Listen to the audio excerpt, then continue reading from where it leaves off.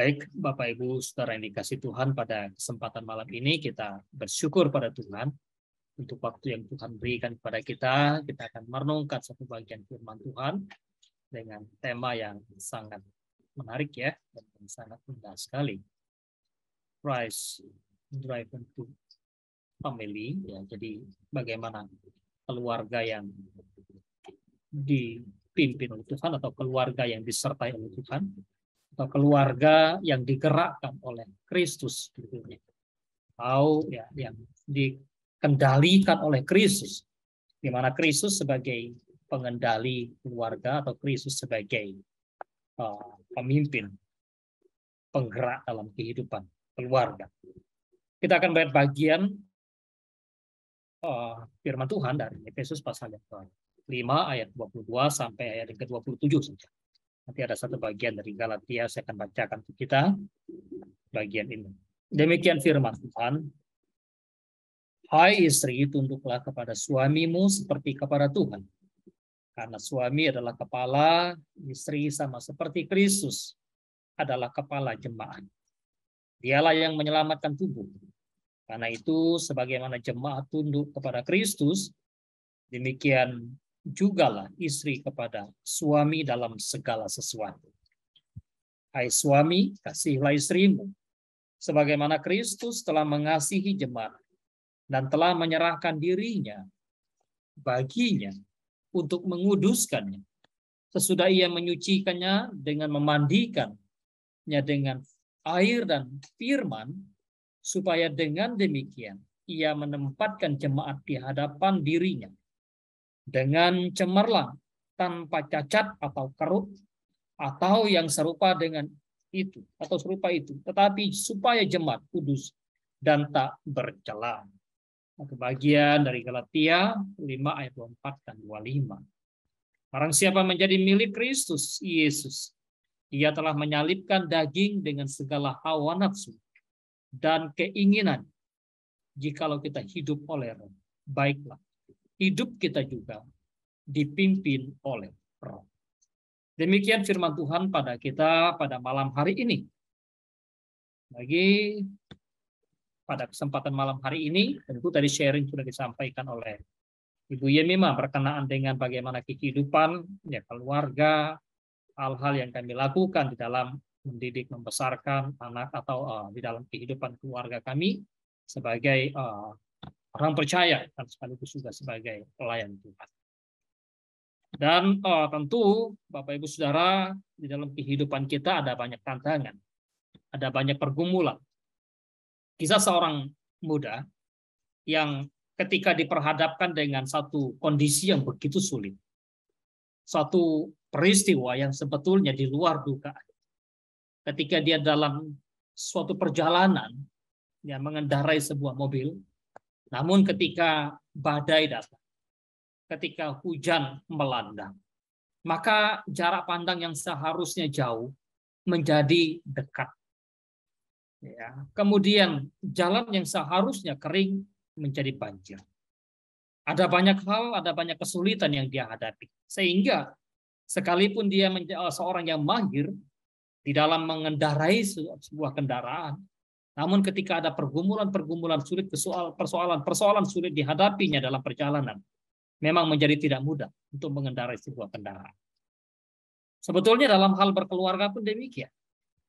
Banyak hal yang sebetulnya dalam kehidupan kita berkeluarga atau dalam keluarga atau dalam hal lainnya, kita pikir bahwa kita ya oke menjalani kehidupan keluarga, ya semua baik, semua bisa kita atasi, kita semua bisa kendalikan. Namun dalam hal-hal tertentu, dalam konteks-konteks tertentu bahwa kita nggak mampu, nggak bisa. Sehingga bersyukur kita kepada Kristus Yesus Tuhan yang menjadi pengendali kehidupan keluarga kita, yang menjadi penggerak bagi kehidupan keluarga kita, yang menjadi pendorong bagi kehidupan keluarga kita sebagai umat Allah. Ketika kita bicara tentang keluarga, saya percaya bahwa kita sangat memahami tentang kehidupan keluarga apa yang disampaikan oleh Alkitab. Bicara tentang keluarga adalah suatu mahakarya Tuhan. Mahakaryanya ciptaan Tuhan. Dan itu pasti kita bisa dapatkan di dalam Peristiwa di mana Tuhan ketika Ia menciptakan Adam dan Hawa, lalu Tuhan berfirman, tidak baik kalau manusia itu seorang diri. Ya, aku akan menjadikan seorang penolong yang sepadan dengannya. Lalu Tuhan waktu menciptakan manusia dengan rencana yang begitu indah, dengan penyertaan yang begitu luar biasa, dengan hal-hal yang begitu Tuhan siapkan di sekitar mereka. Dan tentu di dalam bagian tersebut kita memahami, melihat bahwa Tuhan yang membentuk pernikahan, yang memelihara pernikahan, yang merancang pernikahan, dan juga yang memberkati suatu pernikahan. Namun ketika manusia jatuh dalam dosa, semua menjadi hancur. Semua menjadi rusak. Keluarga rusak. Suami menyalahkan istri, istri menyalahkan suami. Semua saling menyalahkan. Cinta kasih yang seharusnya ada bahkan luntur di sana. Ketika Adam, waktu Hawa dibawa kepadanya, dia berkata, inilah tulang dari tulangku dan daging dari daging. Tetapi ketika dosa memporak-porandakan kehidupan mereka, maka tampaknya tidak ada lagi cinta kasih yang terucap begitu indah, begitu manis di sana. Kecuali hanya ada saling salah menyalahkan di sana. Karena itu penting memahami kehidupan keluarga dalam perspektif Kristen, pernikahan dalam perspektif Alkitab. Oleh sebab itu, ketika kita memahami keluarga tidak cukup hanya berhenti sampai pada ya udah saya pilih suami, lalu yang suami pilih istri, lalu ya, menikah, lalu hidup menjalani kehidupan biasa-biasa. Tidak hanya berhenti di situ. Ada mandat yang tentu Tuhan berikan. Ada rencana yang begitu indah yang Tuhan berikan kepada manusia. Maka Tuhan melalui keluarga, sebetulnya keluarga itu apa? Keluarga itu mengungkapkan atau mencerminkan karakter Tuhan tidak seperti ciptaan yang lain. Tidak seperti ketika hewan diciptakan, tidak seperti ketika tumbuh-tumbuhan diciptakan, tidak seperti ketika benda-benda penerang atau hal-hal lain diciptakan. Maka waktu Tuhan menciptakan manusia dan sekaligus juga mendirikan lembaga pernikahan, menciptakan pernikahan yang begitu luar biasa, Tuhan ingin mengungkapkan, mencerminkan apa yang menjadi karakternya melalui kehidupan keluarga. Karakter yang seperti apa yang Tuhan ingin cerminkan, yang Tuhan ingin ungkapkan melalui kehidupan keluarga. Di dalam bacaan kita tadi sebetulnya kita mendapatkan karakter-karakter yang Tuhan ingin nyatakan muncul di sana ketika Tuhan melalui Rasul Paulus menuliskan kepada jemaat di Efesus, baik hidup sebagai suami maupun hidup sebagai istri. Istri, taatilah, hormatilah suami. Suami, kasihilah istri. Bukankah itu adalah karakter yang ada dalam diri Allah, yang Allah ingin nyatakan di dalam keluarga, yang ingin Allah nyatakan melalui orang tua, melalui suami, melalui istri. Bagaimana mereka saling mengasihi. Bagaimana mereka saling menghormati. Dan ketika anak hadir dalam keluarga, bagaimana anak merasakan kasih melalui orang tua. Kasih yang Allah nyatakan kepada anak. Sehingga disitulah bagaimana keluarga mencerminkan karakter Tuhan. Oleh sebab itu, maka ya kita sebagai orang percaya, walaupun memang tidak semua dianugerahkan oleh Tuhan, anak dianugerahkan oleh Tuhan, buah hati, tetapi paling tidak kita memahami bahwa ketika Tuhan menghadirkan anak dalam konteks pernikahan, maka ada maksud Tuhan. Ada cinta kasih yang Tuhan ingin nyatakan kepada mereka. Kalau kita memperhatikan di kekinian, banyak sekali orang tua yang sebetulnya sudah ya secara finansial bagus, pekerjaan bagus, anak diterlantarkan, anak dibiarkan. Sampai pada akhirnya mereka tidak menemukan cinta kasih dari orang tua, dari ayah dan dari ibu. Ya bukan hanya orang yang tidak mengenal Kristus, bukan hanya orang yang di luar Kristen, orang Kristen pun seringkali terjebak di sana. Tidak lagi memperhatikan, menyatakan kasih kepada anak atau kepada anggota keluarga. Karena itu bicara tentang keluarga, maka keluarga menyediakan tempat yang aman di mana anak-anak mendapat mengalami kasih Tuhan yang tadi saya sampaikan melalui kedua orang tua, dan mereka belajar bagaimana mengasihi orang lain. Bagaimana anak bisa mengasihi orang lain kalau tanpa dimulai dari kasih orang tua kepada anak. Kalau tanpa dimulai dari kehidupan keluarga. Oleh sebab itu, menjadi sesuatu yang sangat penting ketika Tuhan atau ketika Kristus memperhatikan atau sangat concern dengan kehidupan keluarga.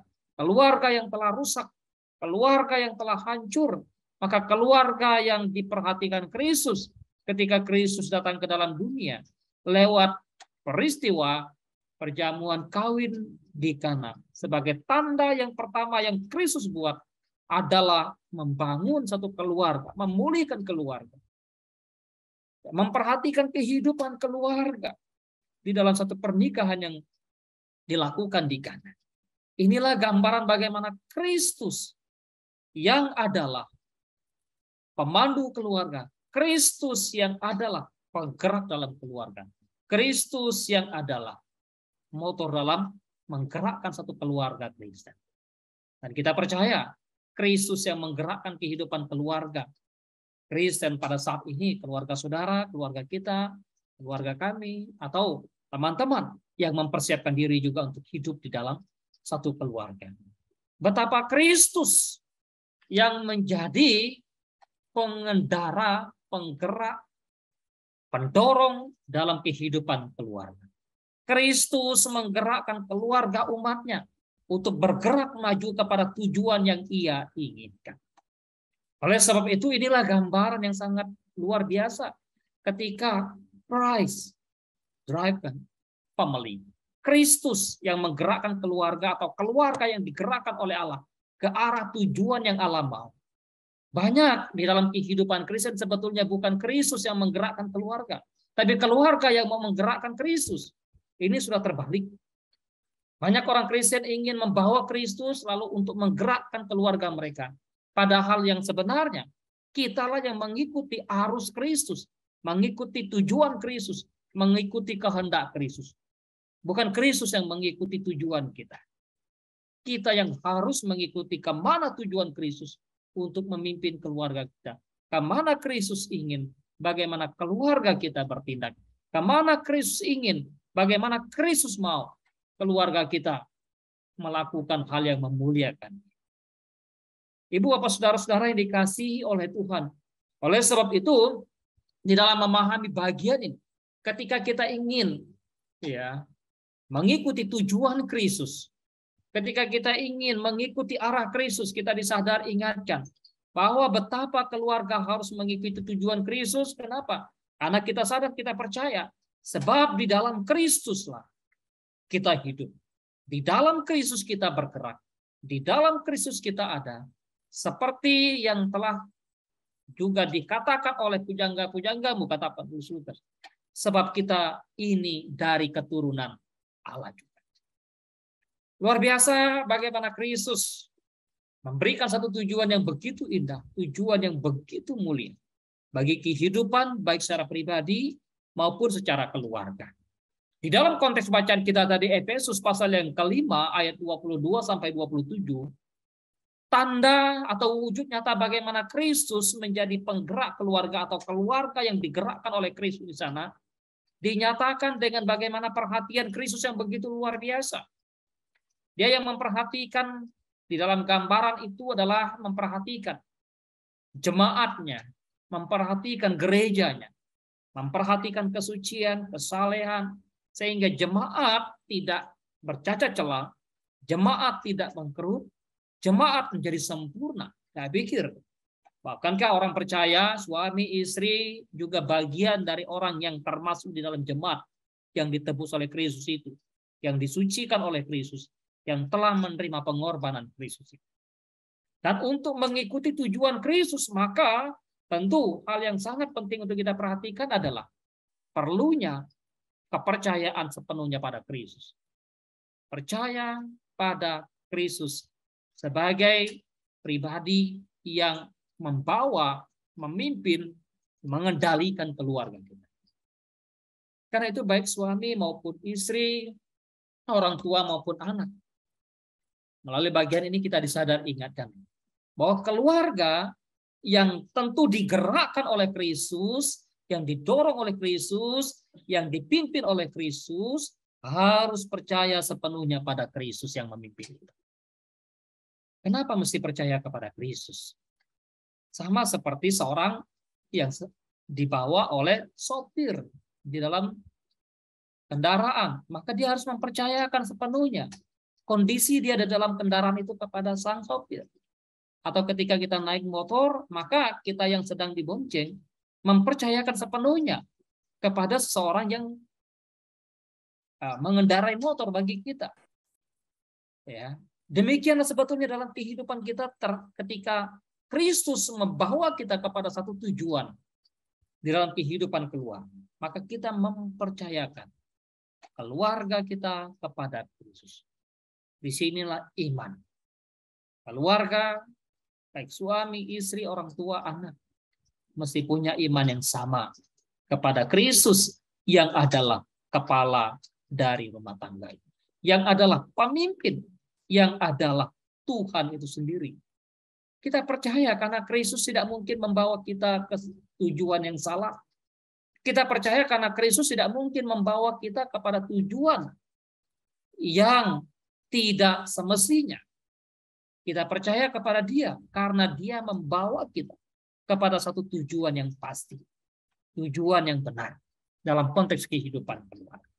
Cuma sayangnya banyak keluarga barangkali yang tidak mempercayakan sepenuhnya kehidupan kepada Kristus. Ke gereja iya, beribadah mungkin iya, tetapi belum tentu mempercayakan kehidupannya pada Kristus, mempercayakan keluarga sepenuhnya pada Kristus. Tetapi melalui bagian ini kita diingatkan oleh Kristus melalui tulisan Rasul Paulus.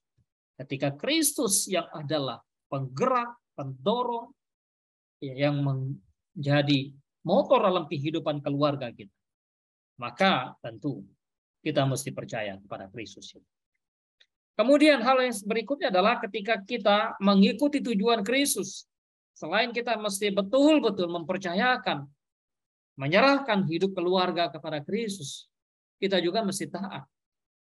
Tidak bisa kita mengintervensi Kristus untuk membawa untuk kemudian memimpin kita. Ya, tidak bisa kemudian kita mengarahkan Kristus. Kalau kita dalam konteks kehidupan keseharian kita, misalnya saya selalu mengambil contoh dalam berkendaraan. Ya, kadang waktu kondisi sulit di jalan dan sebagainya, ya, waktu kita tidak pegang setir motor atau tidak pegang setir mobil, maka penumpang akan lebih sepertinya lebih menguasai. Tetapi dalam hal ini bagaimana ketika Kristus yang adalah pengendali keluarga kita? Kristus adalah penggerak keluarga. Kristus adalah pendorong bagi kehidupan keluarga kita. Maka nggak ada pilihan kecuali betul-betul taat. Taat pada Kristus. Keluarga mesti hidup dalam ketaatan kepada Kristus. Di dalam hal bagaimanapun kondisi yang dialami, kondisi yang dihadapi, maka kehidupan keluarga Kristen memang seharusnya menjadi keluarga yang taat. Kalau kita memperhatikan contoh-contoh dalam Alkitab, bagaimana kehidupan yang betul-betul hidup dalam ketaatan kepada Tuhan. Ketika keluarga taat kepada Kristus, ketika keluarga taat kepada Tuhan, maka mereka tentu sangat menyukakan hati Tuhan. Tapi ketika keluarga tidak hidup dalam ketaatan kepada Tuhan, maka betapa berbahayanya kehidupan yang tidak taat kepada Tuhan. Oleh sebab itu, ketika Tuhan adalah pemandu hidup kita, pemandu keluarga kita, maka bagian kita adalah taatlah kepada Dia. Oleh sebab itu, keluarga yang digerakkan oleh Kristus itu keluarga yang seperti apa? Keluarga yang bagaimana? Kenapa Kristus menggerakkan keluarga? Kenapa keluarga harus digerakkan oleh Allah? Kenapa keluarga harus digerakkan oleh Kristus? Yang pertama, supaya keluarga kita memiliki imannya. Keluarga atau salah satu tanda bahwa keluarga digerakkan oleh Roh Kudus atau digerakkan oleh Kristus adalah bagaimana keluarga itu memiliki iman. Iman tentu kita percaya adalah anugerah.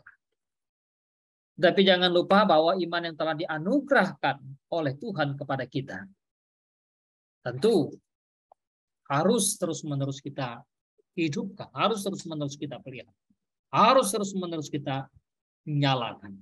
Dengan cara bagaimana? Dengan cara membaca firman. Firman, iman timbul dari perenungan akan firman. Iman timbul dari firman, dari pendengaran akan firman. Itulah yang disampaikan oleh Rasul Paulus ketika bicara tentang ini. Kalau kita memperhatikan kehidupan tokoh-tokoh Alkitab yang betul-betul dipanggil oleh Allah untuk hidup dalam takut akan Dia, untuk digerakkan oleh Allah, maka mereka memiliki iman yang begitu teguh. Abraham, sekalipun dalam kehidupan keberimanannya jatuh bang, tetap dia menjadi orang yang beriman. Musa, sekalipun dia mengalami berbagai pergumulan kehidupan di dalam memimpin umat Israel, tetap kehidupan keluarga adalah kehidupan yang beriman. Yosua, sekalipun dia menghadapi pergumulan yang berat memimpin bangsa Israel untuk masuk ke dalam tanah perjanjian. Namun ketika umat Israel tidak mengalami satu kesetiaan, dia memiliki komitmen dalam keluarga. Pilih kepada siapa kamu beribadah kepada. Mau kepada Allah, nenek moyangmu yang di Sungai Efrat, Sungai Tigris sana, silakan. Pilih, silakan kamu mau beribadah kepada siapa. Silakan kamu mau beribadah kepada Allah mana. Tapi aku dan seisi rumahku, kami akan beribadah kepada Tuhan. Ini sikap iman keluarga yang luar biasa. Di tengah-tengah dunia yang serba menyajikan keinstanan, menyajikan kenyamanan, menyajikan hal yang sebetulnya membuat keluarga kita sebagai orang keluarga Kristen begitu mudah tergoda. Atau kehidupan kita sebagai anak muda tergoda. Adakah iman kita tetap masih terpelihara? Atau adakah kita masih menyajikan kehidupan yang begitu baik? Oleh sebab itu bagian dari hidup kita atau bagian dari panggilan kita sebagai keluarga Kristen untuk terus memelihara iman dalam keluarga kita. Memelihara iman dalam kehidupan suami, kehidupan anak, kehidupan orang tua. Mengingatkan satu dengan yang lain. Ketika satu akan yang lain mulai lemah, maka ada yang mengingatkan, ada yang menopang, ada yang mengangkat. Ada yang terus-menerus juga memberikan peringatan. Karena itu bersyukur kalau ada yang menegur, bersyukur kalau ada yang kemudian waktu kita tidak setia, waktu kita tidak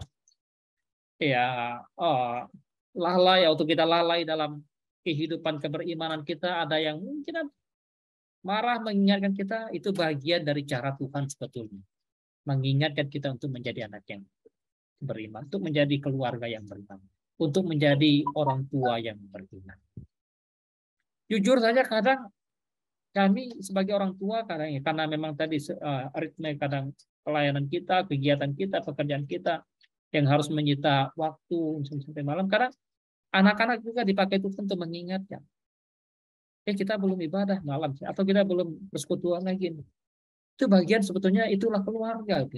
Jadi kita pun terbuka untuk menerima masukan, menerima ide, menerima dari anak-anak yang mengingatkan kita. Itu bagian dari cara Tuhan. Karena itulah kehidupan kita sebagai orang percaya. Maka keluarga yang digerakkan oleh Kristus, tentu saja keluarga yang memiliki satu persekutuan dalam kasih kepada Allah dan kepada sesama. Keluarga yang digerakkan oleh Allah, pasti keluarga itu akan memiliki persekutuan. Pasti keluarga itu akan memiliki kasih. Karena itu dikatakan, kasihilah seorang akan yang lain. Bagaimana mungkin keluarga yang digerakkan oleh Kristus tanpa adanya satu persekutuan dengan Kristus?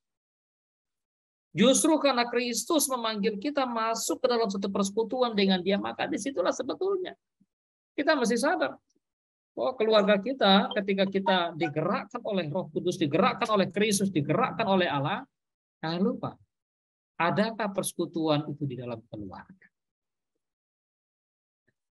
Banyak hal yang menyita. Wah, Pak, kita nggak sempat persekutuan, pergi pagi, pulang malam, dan sebagainya. Itu hanya alasan klasik yang sebetulnya membuat orang atau keluarga-keluarga Kristen untuk tidak memiliki persekutuan satu dengan yang lain dalam konteks keluarga. Nggak bisa malam, pagi, nggak bisa pagi, apalagi zaman sekarang ya. Nggak bisa onsite dalam keluarga, sampai nggak bisa onsite dalam keluarga. Payah juga nanti persekutuan keluarga, persekutuan online juga ya, misalnya.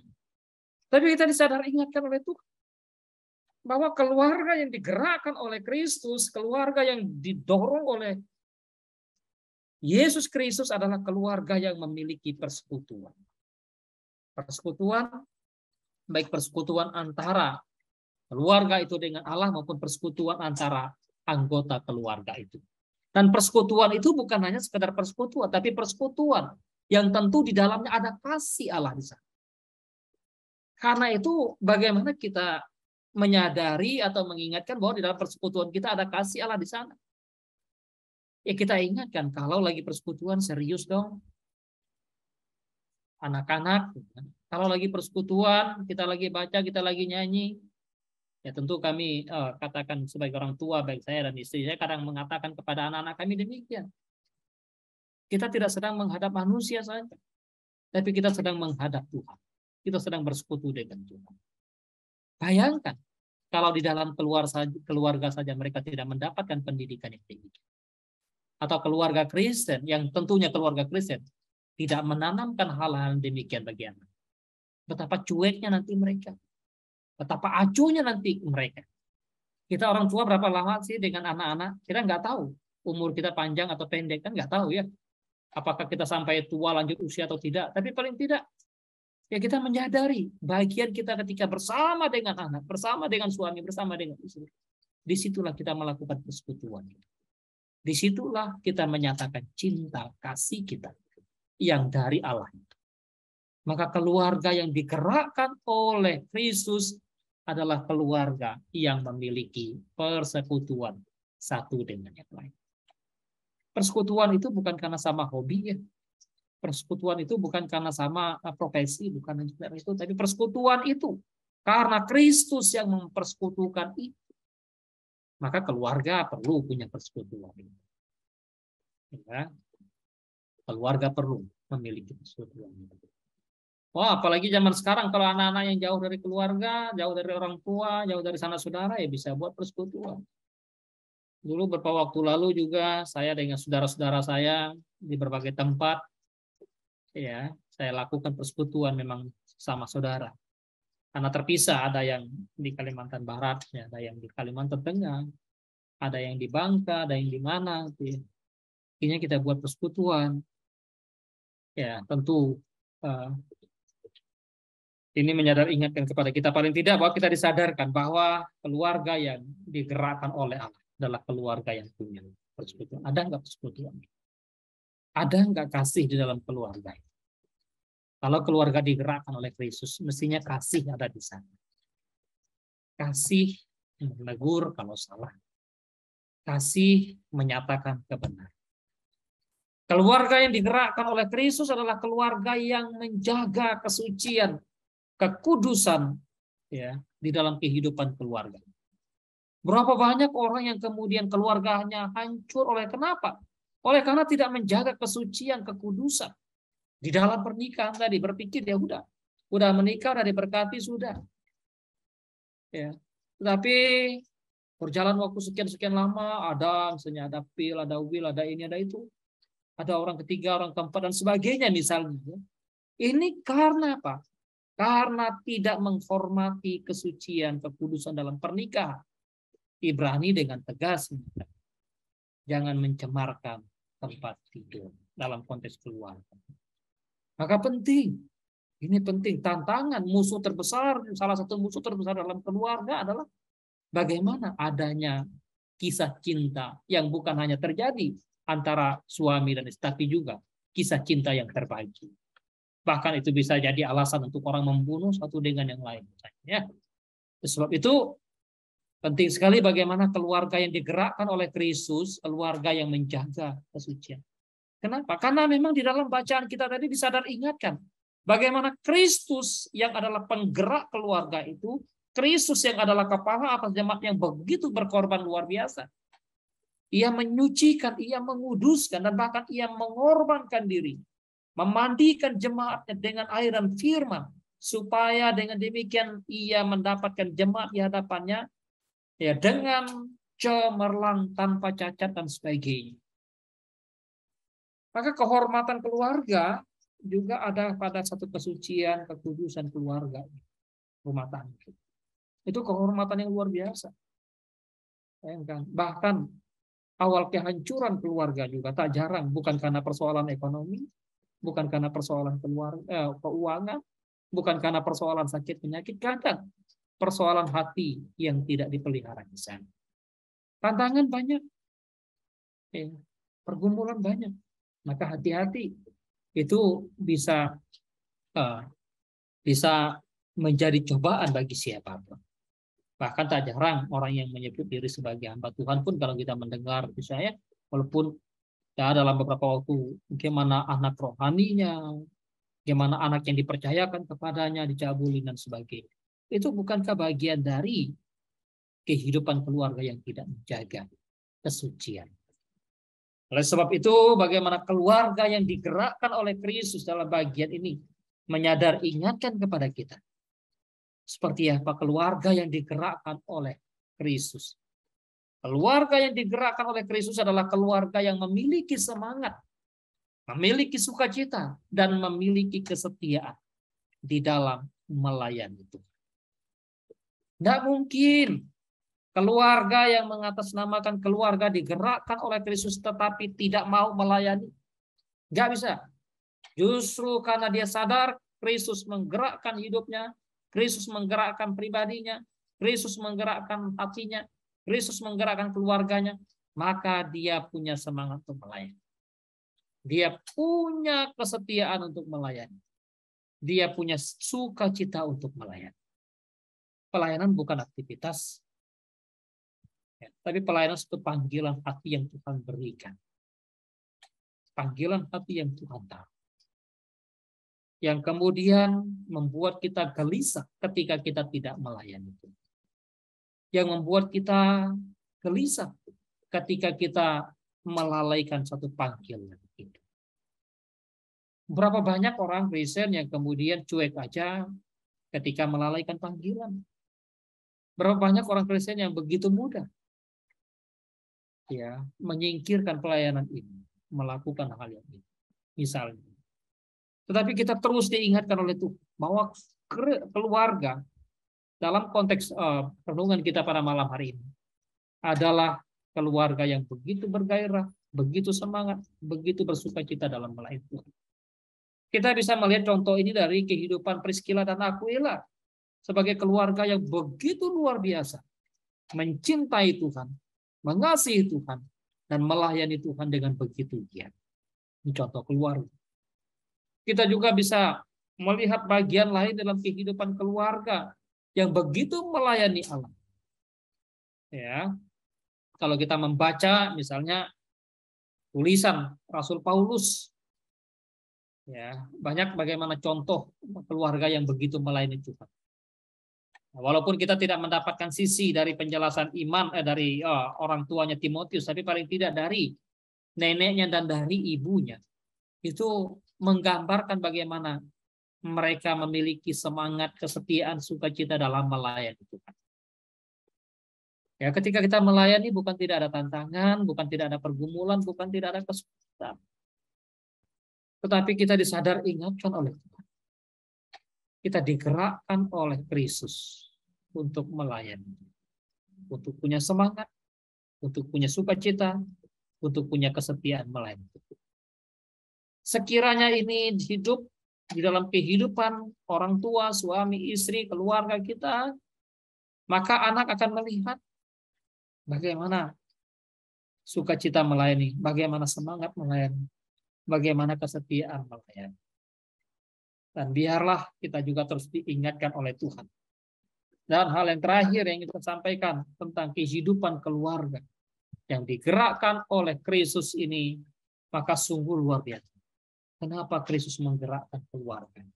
Keluarga yang seperti apa pada akhirnya yang digerakkan oleh Kristus ini? Keluarga yang digerakkan oleh Kristus adalah keluarga yang akan mengalami dan menikmati sukacita Kristus. Inilah kunci utama keluarga Kristen. Inilah puncak dari keluarga Kristen. Inilah hal yang sungguh luar biasa yang Kristus ingin nyatakan dalam kehidupan keluarga, rumah tangga Kristen. Mungkin kita akan bertanya, kenapa begitu banyak orang tidak mengalami, menikmati sukacita Kristus? Karena kembali mereka tidak menyadari akan panggilan mereka. Mereka tidak menjalankan panggilan mereka sebagai keluarga Kristen, keluarga yang disertai Kristus. Mereka pikir bahwa mereka bisa menolong keluarga mereka dengan berbagai cara yang mereka bisa lakukan, tetapi sejatinya ya mereka lupa bahwa Kristus ialah yang harus berkuasa, yang harus memimpin, yang harus mengendalikan keluarga. Hal ini sebetulnya kalau kita melihat bagaimana ya keluarga yang dikendalikan oleh Kristus, keluarga yang digerakkan oleh Kristus adalah keluarga yang menikmati dan mengalami sukacita dari Kristus betul-betul nyata dalam peristiwa perkawinan di Kana yang tadi saya sampaikan. Ketika orang-orang yang datang ke dalam perkawinan di Kana, lalu pesta sudah mau berakhir. Anggur yang disajikan oleh tuan pesta itu adalah anggur yang terus-menerus, anggur yang indah, anggur yang sangat baik, anggur yang sangat berkualitas, sampai orang-orang yang datang ke pesta itu, wah ini sesuatu yang luar biasa. Pesta pernikahan yang luar biasa. Kalau biasanya orang di penghujung acara yang disajikan anggur-anggur yang sudah sisa, anggur-anggur yang sudah ampasnya, anggur yang sudah asam, anggur yang sudah tidak lagi nikmat, tetapi dalam pesta perkawinan di Kana itu, anggur yang disajikan adalah anggur yang berkualitas luar biasa. Ini luar biasa. Dari mana anggur itu? Itulah mujizat yang Yesus lakukan untuk keluarga. Itulah sukacita yang Kristus lakukan untuk menyelamatkan aib keluarga. Maka sekiranya keluarga yang mengalami tantangan, rintangan, pergumulan yang berat, sebetulnya kalau kita mau kembali kepada Alkitab, hati suami, hati istri mau membuka diri terhadap kebenaran, tidak ada persoalan yang terlalu sulit yang tidak bisa diselesaikan oleh Allah di dalam kehidupan kita. Karena itu sejauh mana kita memahami, menghidupi panggilan kehidupan keluarga kita. Sebagai keluarga Kristen, sebagai keluarga Allah yang betul-betul kita serahkan dalam pimpinan dan kehendak Tuhan. Biarkanlah Tuhan yang memimpin kehidupan keluarga kita. Biarkan Dia yang mengendalikan keluarga kita. Biarkan Dia yang menyetir, mengendarai kemana keluarga kita akan dibawa oleh Dia. Bukan kita yang mau kendalikan ya sesuka hati kita tanpa melibatkan Tuhan di sana. Tidak, tapi kita ikut kemana Tuhan mau. Kemana Kristus pimpin, kemana Kristus tuntun, kemana Kristus ingin kita lakukan, apa yang Dia ingin kita lakukan. Dan biarlah kita dikuatkan, diteguhkan oleh Tuhan di dalam kehidupan keluarga kita. Tuhan menolong kita, Tuhan memimpin kita, dan biarlah kita yang sudah berkeluarga terus menyerahkan keluarga kita ke dalam pimpinan Tuhan. Terus mengandalkan Kristus dalam keluarga kita dengan bersandar pada firman. Itulah instrumen yang Tuhan pakai untuk memimpin keluarga kita. Firman tadi dikatakan, firman yang Tuhan berikan, firman yang Kristus berikan, itu menjadi pemandu hidup kita, pemandu keluarga kita. Demikian juga dengan teman-teman, saudara-saudara yang mempersiapkan diri untuk berkeluarga ke depan. Ya, teruslah maju, bergumul, mintalah pimpinan, minta kehendak Tuhan, minta tuntunan Tuhan. Karena kalau sudah berkeluarga, sudah masuk di sana, engkau tidak bisa lagi minta keluar. Ya, engkau harus menjalani. Berat, senang, susah, pahit, manis di sana, engkau harus jalan. Itulah panggilan. Itulah hidup kita. Jangan khawatir. Kita tidak sendiri. Ada Kristus yang menyertai kita. Pertanyaannya, berimankah kita menyerahkan diri sepenuhnya kepada Tuhan nggak kita? Taatkah kita? Ya. Maka sekiranya kita taat kepada Dia, seberat dan sesulit apapun perjalanan kehidupan keluarga kita, ingat, ada Kristus yang memandu kita. Mari kita tundukkan kepala, kita berdoa.